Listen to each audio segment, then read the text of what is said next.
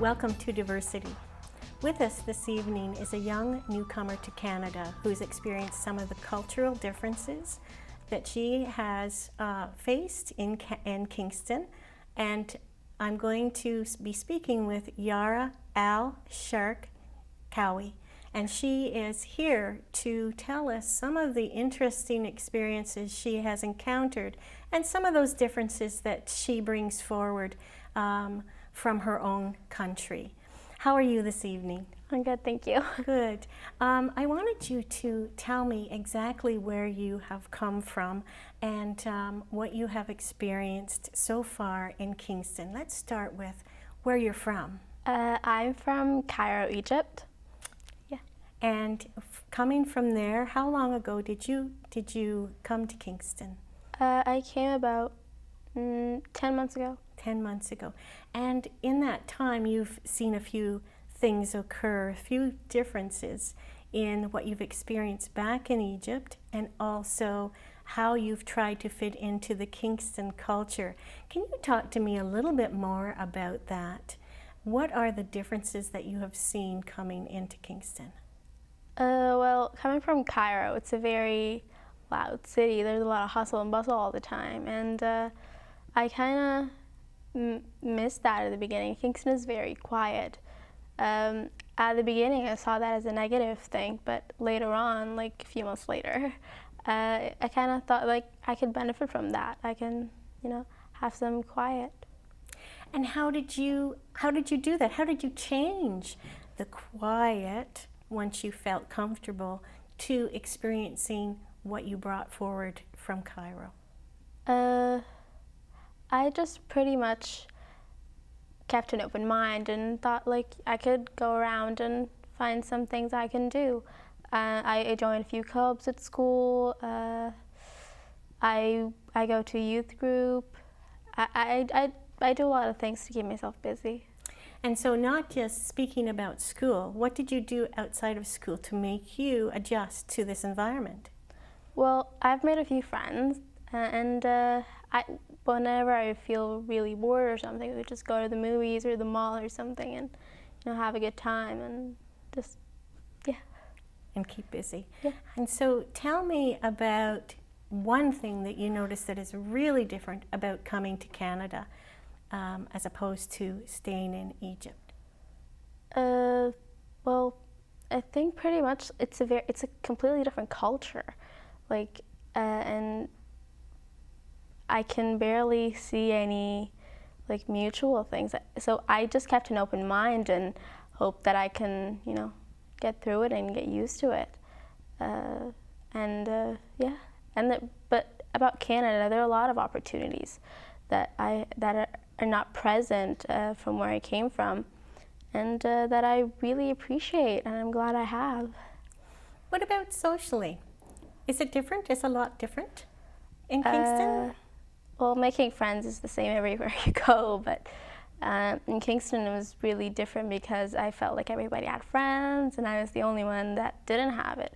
But I went around and got a few friends and met new people, and I feel that I'm on a pretty good track, yeah.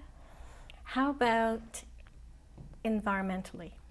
Do you notice something different coming from where you were and here in Kingston? Do you see differences? And have you experienced differences in those things that you see? As I said, yeah, it's different. Like, I see a lot of people who, go mow the lawn and just hang out on the lawn and stuff, but in Egypt you didn't have that. And in Egypt, I couldn't ride public transit. Here, that's all I do, and I don't know, it's completely different. You can't put the two and two together because they're completely different from each other. So you mentioned something about mowing lawns.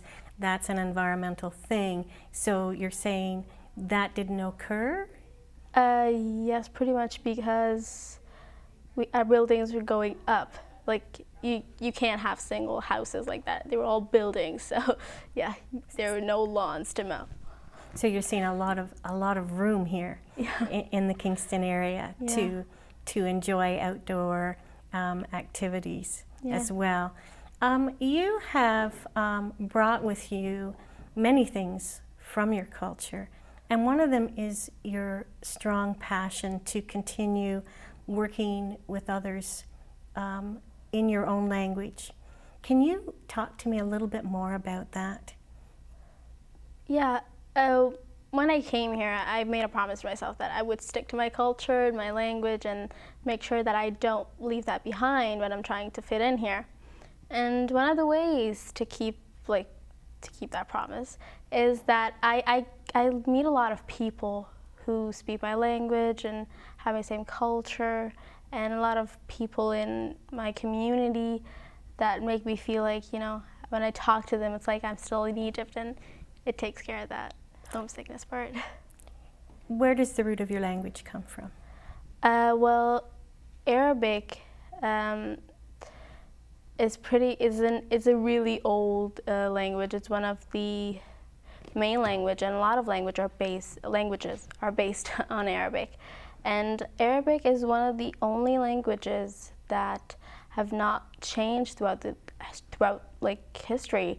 Like, you have classic Arabic, you have spoken Arabic, but there are sources for the Arabic language that you can always go back to, the main Arabic that never changed, and that's something that most languages don't have. And can you give me an example of a couple of words that you use with your family that would be uncomfortable or difficult for us to say?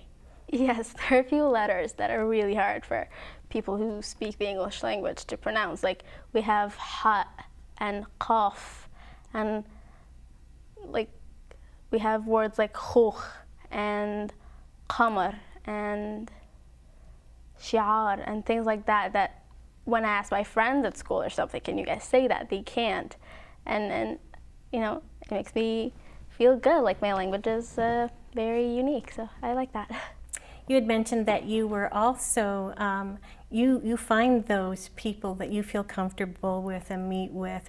Where do you go to really enjoy speaking your own language to others?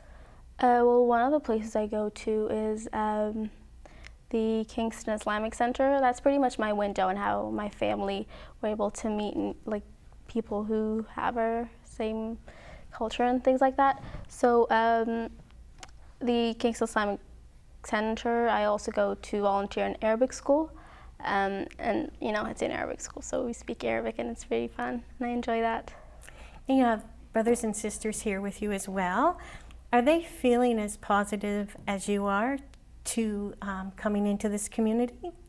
Yes, like we try to keep an open mind and hope for the best, so yeah, they feel the same way. It's different, but it's good different. Your roles are becoming leadership roles as a young person entering Canada, and you've experienced a couple of things. How do your parents feel about this? There must be differences. There must be things that they think about and go, oh my gosh, you know, we're allowing her to go to Ottawa, to Toronto by herself, with that group, but by herself. How are they feeling? Are they supportive? Yes, my parents are very supportive. They, like, as you said, it's not easy. Like, my parents, it was really hard for them to, like, oh, you can go to Ottawa or Toronto, and because they don't know anybody there, and it's like, if something happened, well, I'm on my own. But they didn't stop me. They told me, they supported me 100%, and they told me, if that's what you want to do, then do it. They don't want to stop the course of my life. If there's one thing you could say and sum it all up, what would you say? Well, my language is very important, and I never want to take it for granted. And it's something with every language in the world. You think it's just, you know, something normal, but actually it's your identity. It's the root to your culture, and you never want to lose that. So yeah, my language is and my cultures are very important to me. So yeah, I never want to lose that. Thank you, Yara. Thank you for having me.